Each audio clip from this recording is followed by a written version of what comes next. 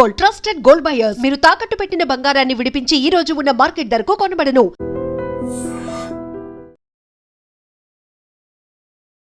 నిజామాబాద్ జిల్లా దేవాకాపేట్ మండలంలో జరిగినటువంటి అత్యంత దారుణమైనటువంటి ఘటన. ఈయన మోహన్, ఈయన పేరు వచ్చేసి మోహన్.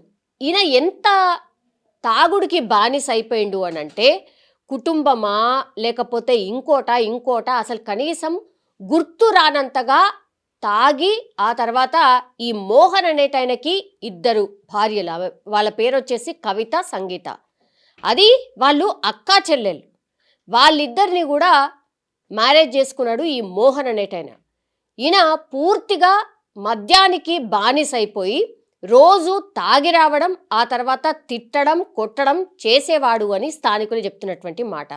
ఇక భరించలేకపోయినరు.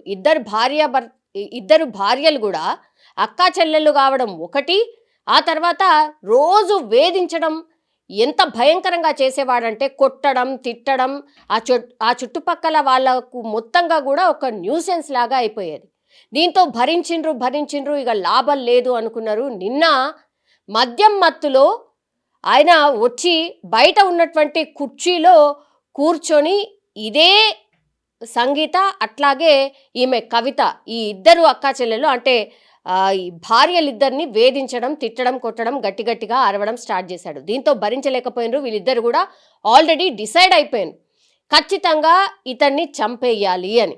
వచ్చి కూర్చోగానే మద్యం మత్తులో కళ్ళు మూసుకొని ఉన్నటువంటి భర్త మీద ఆల్రెడీ తెచ్చి పెట్టుకున్నటువంటి ఈ పెట్రోల్ ఏదైతే ఉంటుందో, పెట్రోల్ ఆయన మీద, కుర్చీలో ఉన్న నిద్రిస్తున్నటువంటి ఈ మోహన్ మీద పెట్రోల్ పోసి తగలబెట్టిండ్రు. అక్కడనే బయట ఈ మామూలుగా ఊర్లలో ఎట్లయితే ఈ వంటలు అట్లాంటివి బయట చేసుకుంటారో అదే ప్రాంగణంలో అక్కడే బయట వాళ్ళేదో వండుతున్నటువంటి కట్టెలపై నుంచే కట్టె తీసి ఈ మోహన్ మీద పెట్రోల్ పోసి వీళ్ళిద్దరూ అంటించడం జరిగింది. ప్రత్యక్ష సాక్షులు చెప్తున్న దాని ప్రకారం అయితే రోజు వీళ్ళిద్దరిని ఇతను వేధించేవాడు.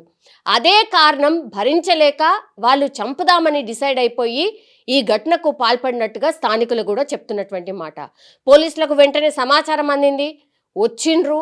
అక్కడ వాళ్ళిద్దరు కూడా తగలబెట్టిన తర్వాత అక్కడి నుంచి పారిపోయే క్రమంలో పోలీసులు వాళ్ళని ట్రేస్ చేసి పట్టుకోవడం అయితే జరిగింది. వీళ్ళిద్దరి మీద కేసు అయితే నమోదైంది. కానీ ఈ ఓవరాల్ సిచ్యువేషన్ ఈ ఓవరాల్ ఎపిసోడ్ని చూస్తే గనక ఈ మధ్య కాలంలో చాలా పెద్ద ఎత్తున చిన్న కారణాలకు, లేదంటే అసలు ఏదో ఒక కారణంతో భర్తలు భార్యల్ని చంపడమో లేకపోతే భార్యలు భర్తల్ని చంపడమో అనేది చాలా కేసెస్ అయితే నమోదవుతున్నాయి. ఇది ఇప్పుడు నిజామాబాద్ వ్యాప్తంగా ఒక కలకలం అయితే క్రియేట్ చేస్తోంది. బికాజ్ ఇద్దరూ కలిసి భర్తని అత్యంత దారుణంగా పెట్రోల్ పోసి అందరూ చూస్తుండగానే, ఆల్మోస్ట్ ఇక అది నిన్న సాయంత్రం పూట కాబట్టి అందరూ మెలకున్నటువంటి పరిస్థితి. ఏదో దాచిపెట్టో లేకపోతే తెలియకుండా ఉండడానికో చేసినటువంటి కాదు. అతని మీద ఉన్నటువంటి కోపాన్ని వాళ్ళు బహిరంగంగానే ఆయన మీద చూపించినట్టు లెక్క. హత్య చేస్తున్నామని తెలిసి చేస్తున్నటువంటి లెక్క. ఇట్లాంటి కోణాలు ఇట్లాంటి కారణాల వల్ల ఈ మరణాలు సంభవించడం అనుకోండి, లేకపోతే హత్యలు చేయడం అనుకోండి, ఈ మధ్య కాలంలో చాలా పెద్ద ఎత్తున నమోదవుతున్నటువంటి సిచ్యువేషన్.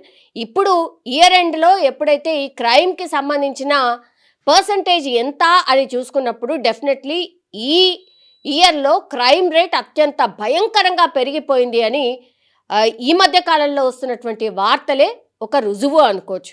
2025 చాలా దారుణాలు, చాలా క్రైమ్ రేట్ అయితే పెరిగినటువంటి సిచ్యువేషనే మనం చూస్తూ ఉన్నాం. ఇది ఆందోళన కలిగిస్తోంది. పోలీసులు ఎంత అవగాహన కల్పిస్తున్నా, ఎంత మేర వాళ్ళకి అంటే నేరం నుంచి అంటే నేరం వైపు వెళ్లకుండా ఉండడానికి ఎన్ని అవగాహన కార్యక్రమాలు చేపట్టినా సరే క్రైమ్ రేట్ పెరుగుతోంది. ఇది కొంత ఆందోళన కలిగిస్తున్నటువంటి అంశం. ఒక రకంగా ఇప్పుడు నిజామాబాద్లో జరిగినటువంటి ఘటన ఈ 2025 సంవత్సరంలో అంటే వెరీ కామన్గా అయిపోయినాయి. ఈ మధ్యకాలంలో చాలా పెద్ద ఎత్తున జరుగుతున్నాయి కాబట్టి వెరీ కామన్ ఘటనగా మారిపోయినటువంటి సిచ్యువేషన్. చాలామంది ఎక్స్పర్ట్స్ కూడా అదే చెప్తున్నారు. ఇది చాలా ఆందోళనకరం. చాలామంది అసలు పెళ్ళిళ్ళే చేసుకోవడానికి ముందుకు రావట్లేదు. ఏ కారణమైనా కావచ్చు, చదువుకున్న వాళ్ళ చదువుకోని వాళ్ళ అనేది ఏమీ తేడా లేకుండా ఇట్లా మర్డర్లు చేయడం కావచ్చు, విడాకుల సంఖ్య పెరుగుతోంది అన్నటువంటి ఆందోళన మాత్రం ఎక్స్పర్ట్స్ అయితే వ్యక్తం చేస్తున్నటువంటి సిచ్యువేషన్. ఒక్క రకంగా ఇప్పుడు నిజామాబాద్లో 2 భార్యలు కలిసి ఒక భర్తను చంపాడు అన్నటువంటి వార్త ఇప్పుడు కలకలం అయితే క్రియేట్ చేస్తోంది. నిజంగా ప్రస్తుతం ఉన్నటువంటి సమాజం దేనికి ప్రయారిటీ ఇస్తుంది? ఆర్థిక సంబంధాల చుట్టూ మాత్రమే తిరుగుతోంది. మళ్ళీ ఎన్నికలంగానే చాలా విరక్తి కలుగుతున్నాం. మంచి అనిపిస్తుంది కదా, లేడీస్ కూడా ఛాలెంజింగ్ జాబ్స్ చేసినప్పుడు చాలా బాగుంటది. ట్రాఫిక్ అసిస్టెంట్స్ గా నియమించిన ట్రాన్స్జెండర్స్